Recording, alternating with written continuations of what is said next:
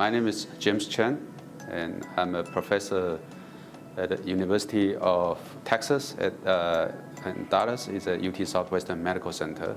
I'm also an investigator of Howard Hughes Medical Institute. I am a biochemist slash immunologist. We work on cell signaling and innate immunity. So innate immunity is the first line of defense against infections and also cancer cells.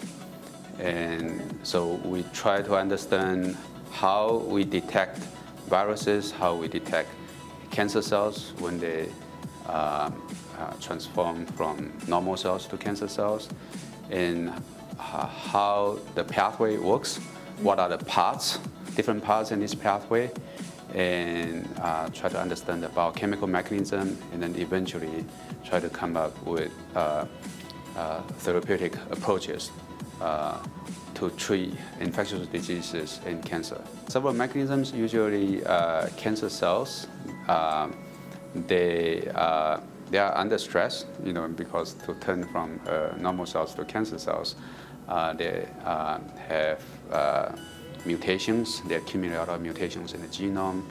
They have genomic DNA damage, and so they are under stress. And our immune system can recognize some of these stress signals in cancer cells. And one of the stress signals is actually DNA from these cancer cells. So some of these, usually the DNA is in the nucleus or mitochondria of the cells, but when cells are under stress, like in cancer cells, some of the DNA gets into the cytoplasm of our cells, and that triggers immune responses.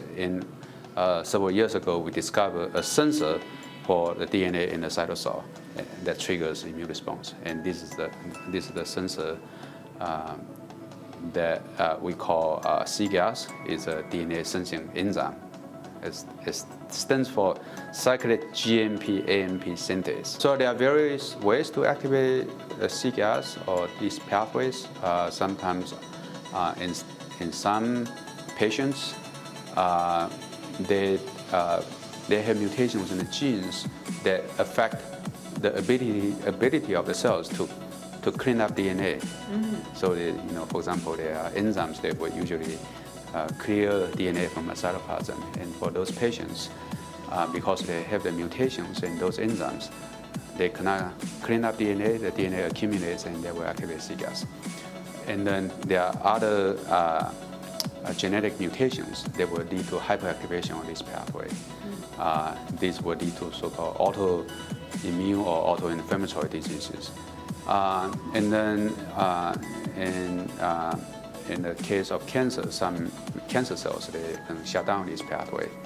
They can shut down or shut off expression of cGAS or some downstream molecules. And so cancer cells, they try to avoid activating this pathway. But in general, I think this pathway affects a lot of cancer types, and so we are still sort of at the early stage of research and development. So there's a lot more to be discovered in terms of the differences in different cancer types.